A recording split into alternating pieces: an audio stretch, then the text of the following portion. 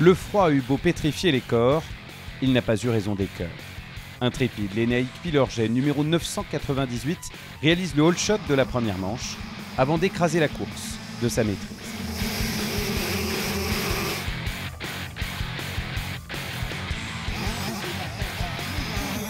Trois poursuivants s'engagent dans une lutte féroce, Pablo Métayer, Jimmy Crashvoda et Arthur Vial. Objectif, finir sur le podium. Métayer, numéro 297, champion de France espoir sortant, marque les esprits, il termine deuxième. La dernière marche du podium, c'est finalement Vial, numéro 869, qui monte dessus aux dépens de Crashvoda, numéro 319.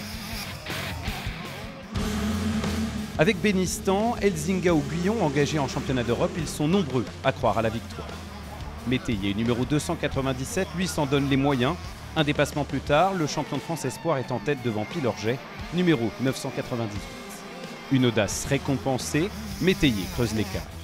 Derrière, le duel fait rage pour la deuxième place entre Pilorget et Enzo Polias, numéro 335. Polias a le dernier mot dans cette deuxième manche. Au final, Métayer s'impose à la surprise générale devant Polias et Pilorget. Première course en junior pour le champion espoir sortant, première victoire de manche et première étape gagnée. Il est leader du général à 14 ans.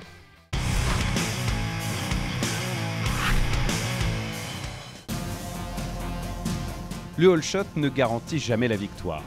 Mais sur un circuit particulièrement rapide et monotrace, il était d'une aide précieuse. Parti en tête, Jimmy Clochet, numéro 520, n'a jamais été inquiété en première manche.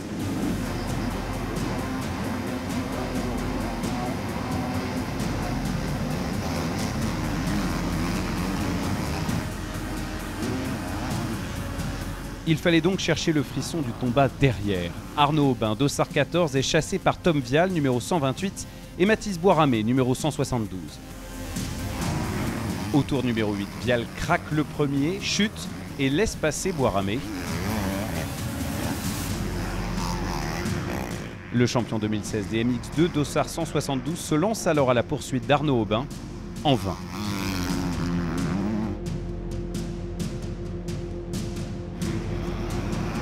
Clochet s'impose devant Aubin et Boiramé.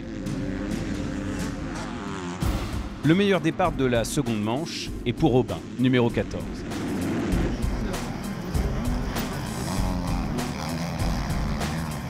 Mais sous une neige timide, Pierre Goupillon, numéro 720, prend la tête dans le deuxième tour,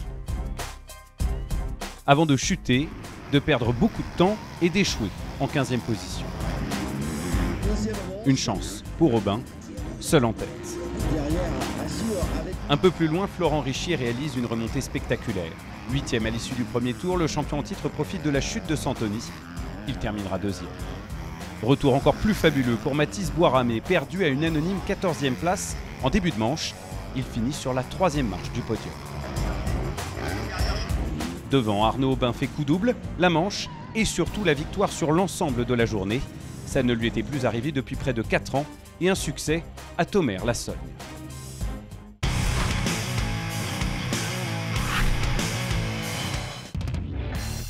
En MX1, le champion en titre Xavier Bock s'attendait à un combat redoutable face à Benoît Paturel. Pilote en GP la saison passée, Paturel, dossard 6, réalise le hold shot et domine sans partage la première manche.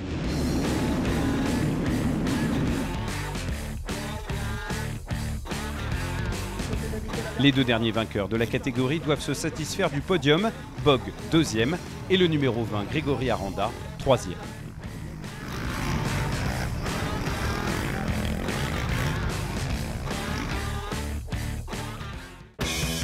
Le spectacle prend une tournure épique en deuxième manche avec une neige abondante. Mais rien ne semble pouvoir enrayer la machine Paturel. Le numéro 6 prend un départ canon avant d'écarter dans le premier tour l'impudent Nicolas Aubin, numéro 3.